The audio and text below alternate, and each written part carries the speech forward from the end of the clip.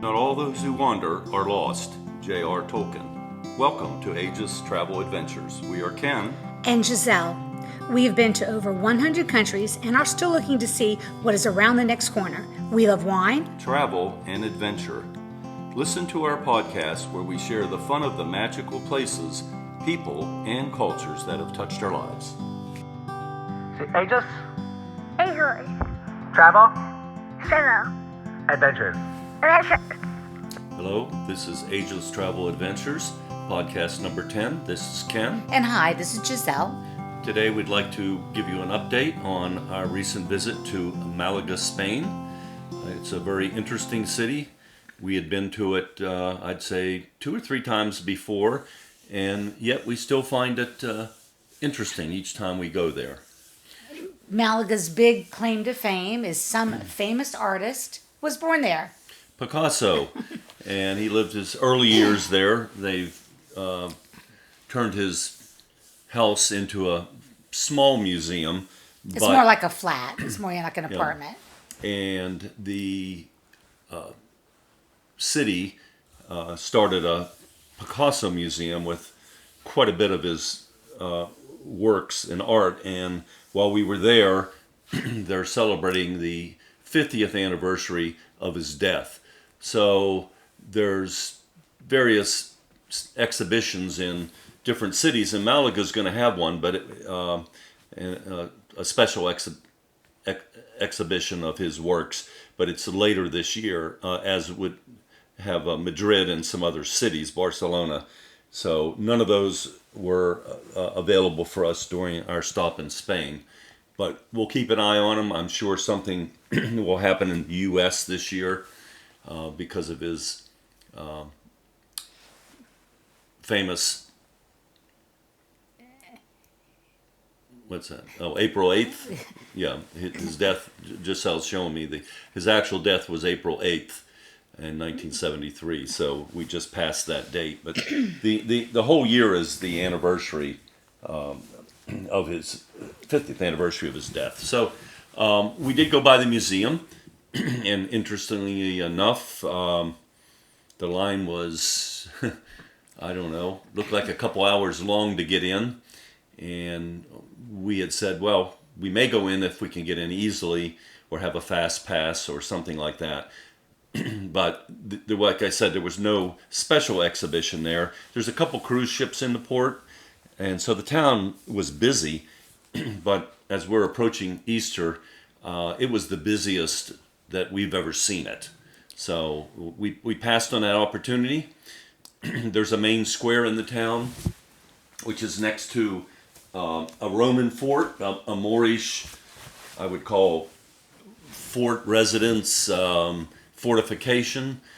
And from the corner of the park, you can see the home where Picasso was born. There's a statue of him sitting on a bench. Everybody likes to take selfies with. Pretty much a full-life statue, bronze.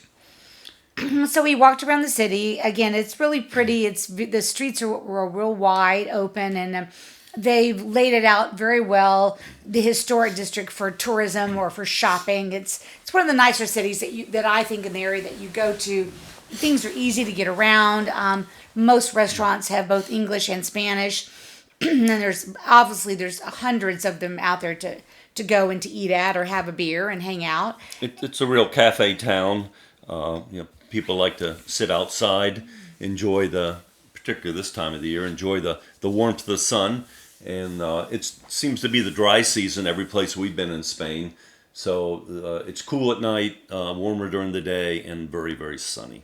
There's also a really neat, we discovered this time, one of those food market stall things that you go, and there's, in Europe, they're kind of built in also more with the fish market. Usually the fish market's on one side, and then you'll have food stall, wine stalls, cheese stalls, tourist stalls. But this one was really good. We stopped and had some sangria and just walked around, and it's always it's a feast for the eyes and your senses, because you have these flowers, fruit, food, and then just fun to people watch. Seafood, shellfish, fresh fish of all kinds. And of course, in Spain, the famous Iberico ham, which can, because it's aged for so many years, can be extremely pricey. And in fact, when we were at home, we were looking at our Costco website, and they have a Iberico ham leg that they offer. It's pretty pricey. I think it's a couple $100, but as good as the ham is, I think we would certainly consider purchasing it there. Not something we would bring back on a trip. So the market was quite interesting, and within it are restaurants, and we've seen these in Barcelona and other Spanish cities where, the outside of the market area, or sometimes even one row in, they have a bar. You can sit at the bar and eat and drink, and then they have outside seats along the market, and a lot of the food is what's in the market. It's fresh, so it's a nice experience. So something I think, when you go to a Spanish town, look for the market, and it's more of a morning thing than a late afternoon thing, but it certainly seems to be going strong right up until after lunch. Yeah, so we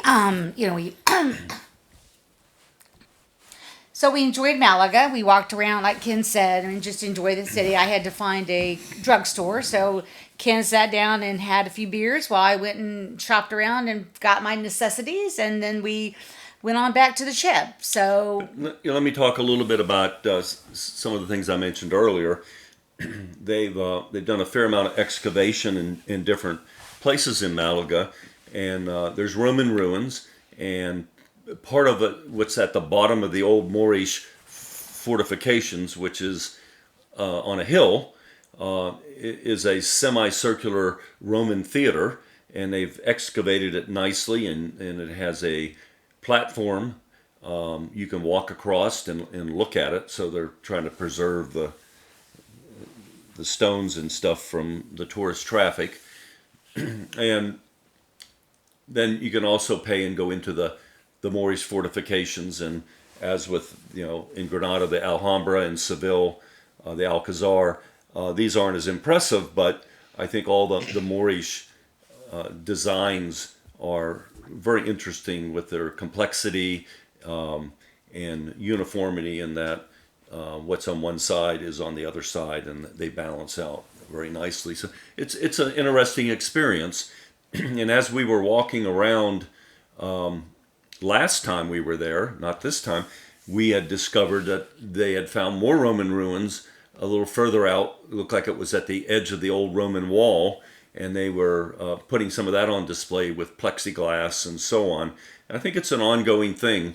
Roman ruins are 2,000 years ago when they were here, and many things have happened since the Romans were there, and they tend to build over a lot of the stuff and put streets on top of it. And in the case of the Moorish fortifications, to help build their palace and walls, they took a lot of the stones from the Romans, buildings and fortifications and the amphitheater as well. And it was noted on a sign about it, and our guide was talking a bit about it, that every time they do a project in the city, and particularly when they're digging up roads and putting in water pipes and sewage and stuff like that, they keep finding all kinds of stuff, because Malaga is a city that existed before the Romans, and it was on the trading route, and you could go back and look at the history of Carthaginians and Visigoths and Phoenicians, and all of them, although they may have had small fortifications, were there over the years. So it's an interesting city. We did go by the cathedral, and the big cathedral is called the one arm. It's the Malaga Cathedral, and it's the one arm cathedral. it's really pretty inside, and it's well worth going in.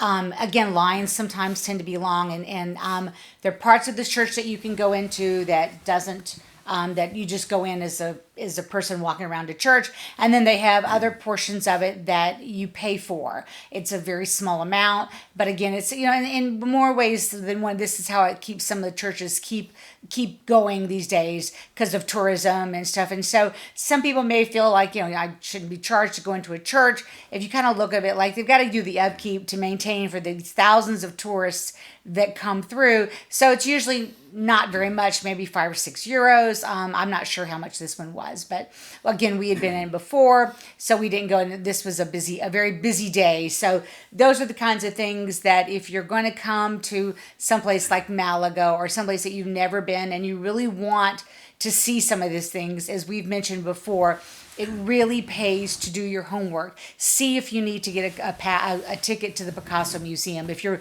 not on a cruise and you're not using the cruise excursions and you're going to do this on your own, Book it in advance. yeah, just take some time, do a little research, and you may say, hey, you know what, I do want to spend the time to go to the Malaga Cathedral, and I want to stand in the line. Rick, we've mentioned before, Rick Steves is a great resource. He has... he knows what he's doing, and it's a great way. It's all in Europe mostly, so I'm sure if you picked up a Rick Steves book on Malaga, it will give you all the tips on how to get into the museums and the cathedrals, kind of a one-stop shop. So, but yeah, so we enjoyed it. The weather was gorgeous, and then A couple more things on the cathedral. Because they had a real issue with pirates back in the late 1600s and 1700s. So when they built the cathedral, the walls that were facing the sea, they put, which looks kind of like downspouts in a way, and water goes through them. So they're used for that, but they made them look like cannons when they built them. So anybody that was attacking the city and would get up to the cathedral, they could close it up, and it looked like it was armed, and hopefully they would not try to attack the cathedral. It was just an interesting thing. Also, they built one of the towers, and it's the second highest tower in Andalusia, and they were planning to build a second one, and it's never been done. So they call it the one-armed cathedral. So anyway, it remains unfinished. It doesn't mean that it won't be done in the future, but it's very beautiful. So the Moorish walls came right up to the cathedral, and I was saying that when they built the Moorish palace and fortifications, they were taking stones from the Roman amphitheater. Well, part of the cathedral, they did the same thing. They used part of the old Moorish walls and some of the stones to help build it on a portion of it. It also has really nice gardens around it, and it has fountains and walkways and fish and things, and it just makes for a little pleasant experience. So like I said, we enjoyed Malaga, and we had a good time. And then after Malaga, we went to Barcelona, and we'll fill you in on our next podcast about what we did in Barcelona. And again, it's one of our favorite cities. So we've got lots of good stories to tell you about Barcelona and how we got robbed. Anyway, so that's it for Malaga, and our tips of the day. Travel tips of the day. My travel tip of the day, it kind of goes back to a thing I talked earlier about technology. And it's also this technology and dealing with people.